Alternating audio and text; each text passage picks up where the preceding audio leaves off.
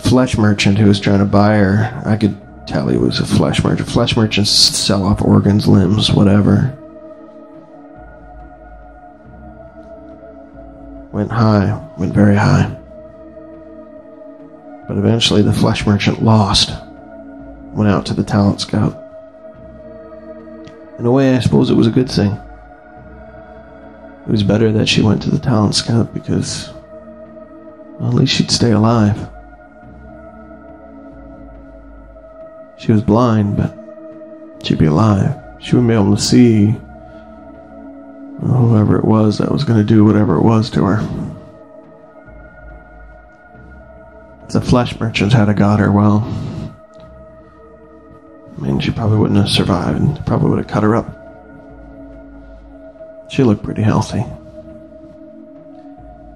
Then it was my turn on the block. Of course, I'm not in that great a shape. I've been kicking around 6 generations. It's a lot of scars. Some of them you can see. Nobody really wanted to bid too much.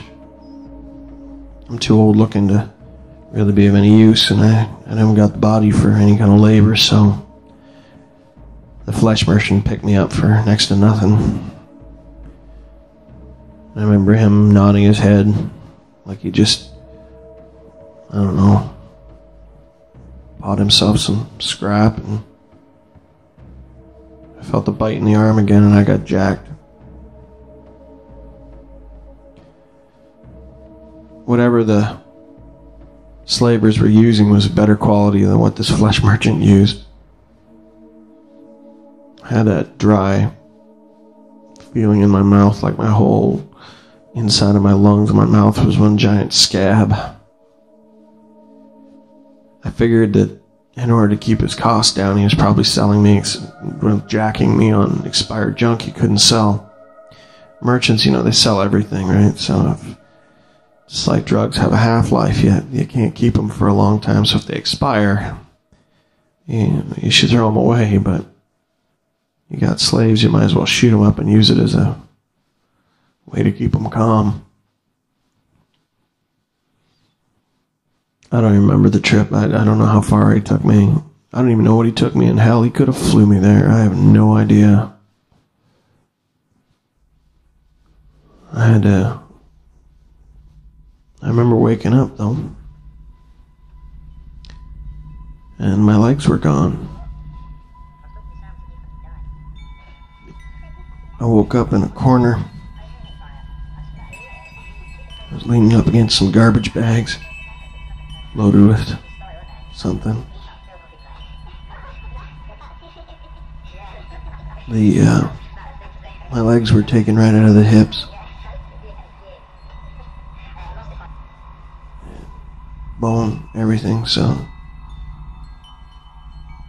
that's kind of uneven.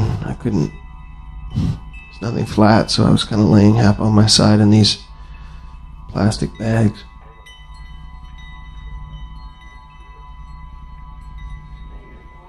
If I'd have known then what they had in store for me, I probably would have taken that minute to kill myself. But as it was, I was so upset that my legs were gone that I wasn't thinking clearly. Something wearing a white coat came over. As it got closer, I could see all the stains, and it jacked me again.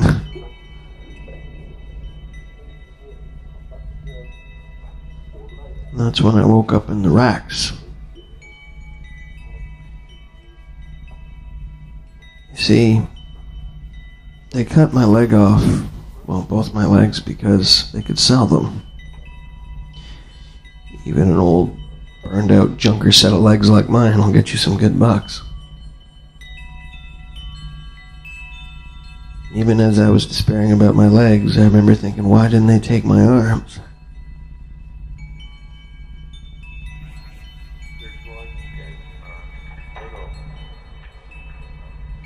I've got the same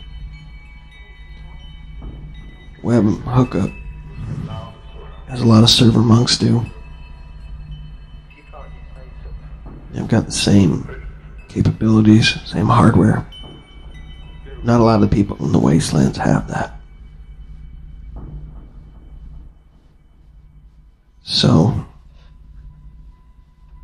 I was lucky, I guess. They could have ripped it out of me and sold it, but they had other plans. I told you about the keto masks. And,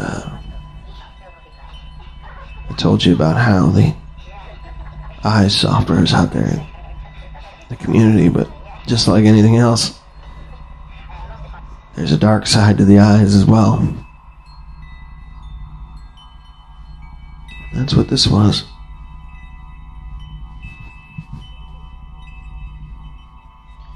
See, like I told you before, the eyes software was invented to be better than virtual reality. It was intended to be a dream. Well, just as there was pornography all over the web, sex sells. Of course, erotic dreams became very popular. And just as in anything else, it kind of became a bit of a gateway. First, there was just, simple dreams, sexual dreams, and then the dreams started catering to more and more of the fringe. Sick, twisted, perverted things that people wanted to do. And then, I don't know who thought it up.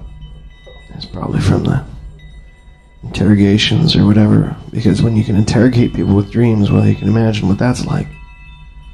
The government wants to know something, they jack you full of enhancement drugs, hook you up with a keto mask, and then they have an interrogator who invades your dreams and tortures you until, well, he says what you want to know.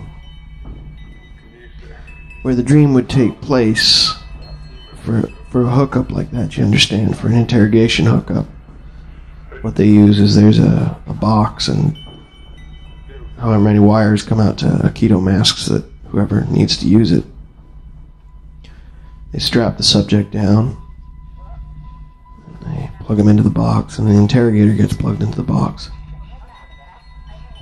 And when that happens, inside the box, in a program, they have a thing called the map. The map is where the dream takes place, so if you're dreaming you're in a torture chamber, then the map is the torture chamber. The torturer, of course, would then be the interrogator and whatever bots he wants to use inside.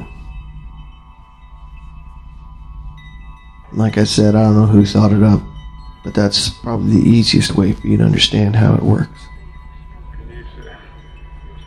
So what they did with me was they were in between surgeries there when I woke up. The second surgery was to open up my arm, both my left and my right arms, and install essentially, like, there's intravenous drips, but there's a way you can run it so that you can constantly flush the system and keep it running. It's for long-term comatose patients. They open up both arms and they have sensors that hook up to the hands to make sure that, circulation's occurring properly and all the rest of it. So they needed to keep my arms so that they could keep me alive. And then they put me in the rack. The rack is like it's kind of like a morgue bed, only really short.